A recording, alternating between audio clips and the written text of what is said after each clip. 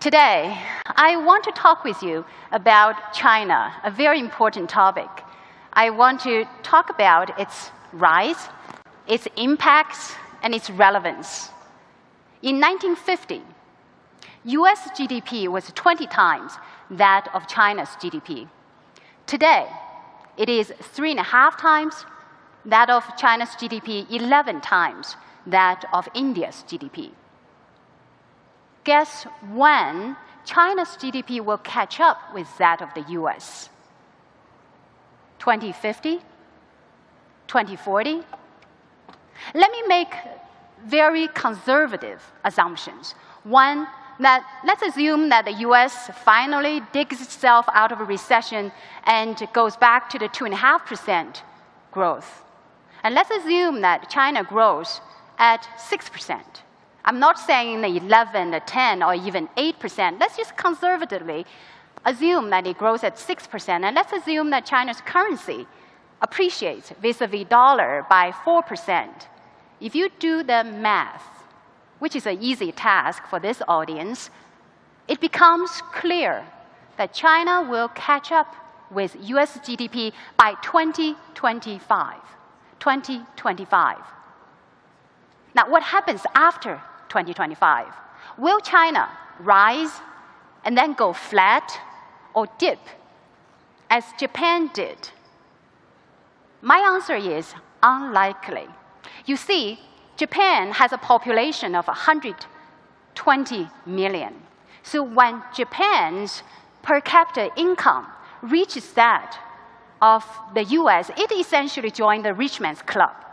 So nobody, not even Nobel Prize winning economist, has figured out how to make a rich economy grow by more than 2 to 3% a year. So Japan's rise was a big story, all right? But it did not fundamentally change the global economic structure. When China reached the size of the US, China's per capita GDP is still only going to be a quarter of that of the US, meaning that China still has a long way to grow to become rich. If I just assume that, say, US continues in 2.5% growth and China slows down to 5% and renminbi no longer appreciates, by 2050, China's GDP could be twice the size of the US. Now, India follows a similar trend, trailing China by about 12 to 14 years.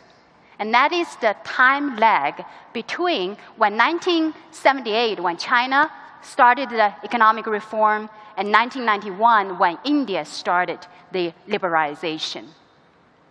In essence, ladies and gentlemen, by 2050, the combined GDP of China and India could be as large as the combined GDP of US, Europe, and Japan.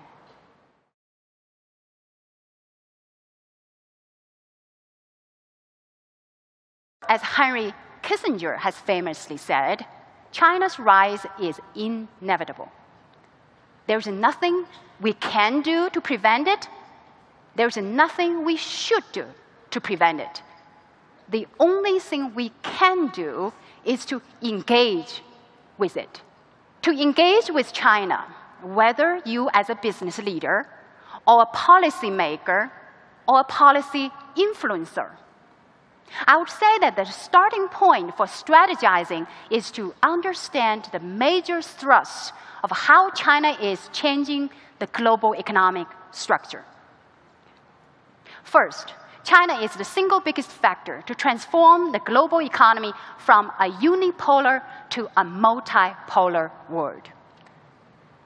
According to many projections, by 2040, China, India, US, in that order, plus EU, will account each about 20% of the world's GDP, with the rest of the economies accounting the rest of the 20%. Meaning that if you want to become a global player, or if you want to stay as a global leader, do you have a robust strategy? Do you have the solid footprint in each of those mega rising poles. Second, the rise of China and India, plus overall the rise of the developing economies overall, is making every industry a growth industry on a global basis. 60% of the world's population lives in developing economies that are growing at 3 times the pace of the developed ones. China and India, mega markets. Millions of people there are buying their first mobile phones, their first TV, their first car, their first house, their first bottle of wine. Although the Chinese appreciate wine by mixing wine with Coke, they do not know how to appreciate wine, but nonetheless they're buying. And they're buying their first tickets traveling abroad. It's really hard for me to name a mature industry in China.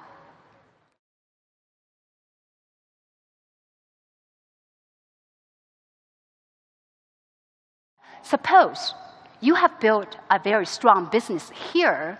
How do you crack the China market?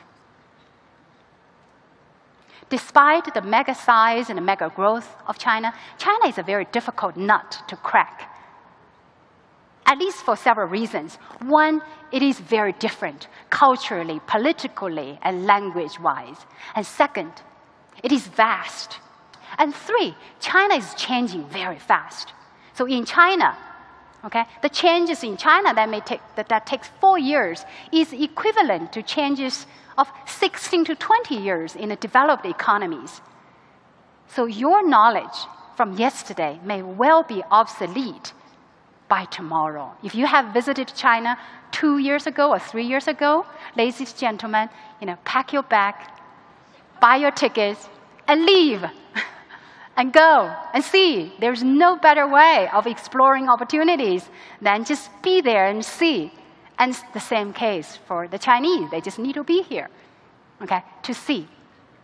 Last but not least, China is a difficult nut to crack because it is a rich and poor story.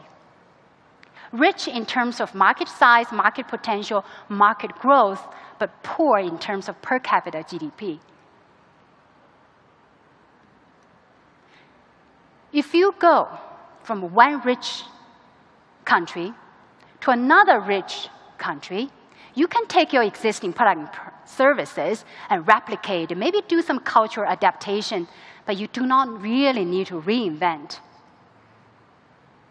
If you go to a poor market, low in market importance, you can still take your existing product and services and target at the premium sector, ignore the rest. No big deal. But China is rich and poor at the same time. That means that you cannot simply target at the premium sector, because whoever who taps into the remaining 90% of the market will have the scale, the cost structure, and the innovation needed to become a global winner and give you a tough time.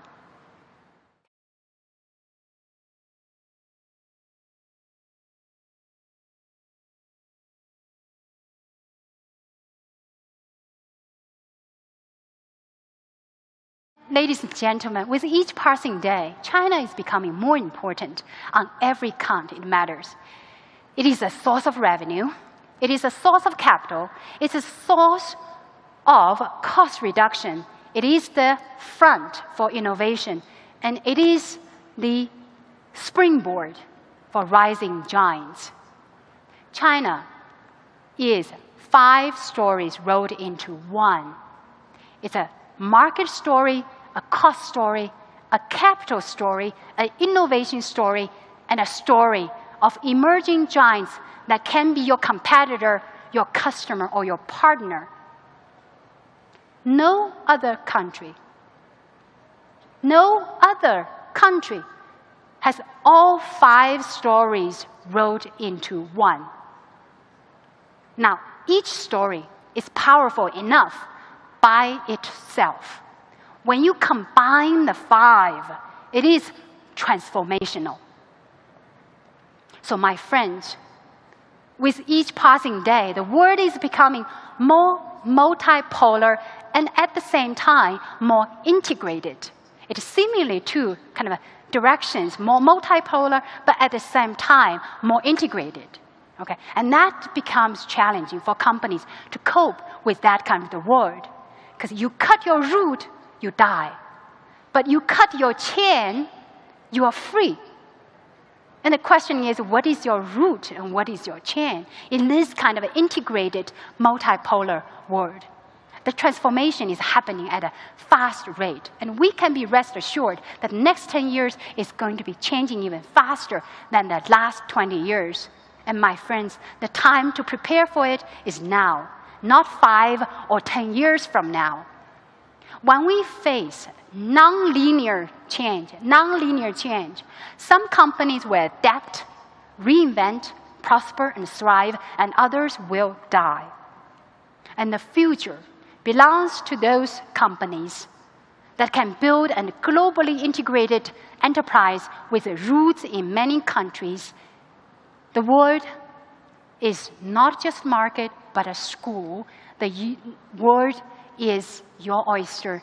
Do you have the right folk? Thank you so much for your listening. I really appreciate it.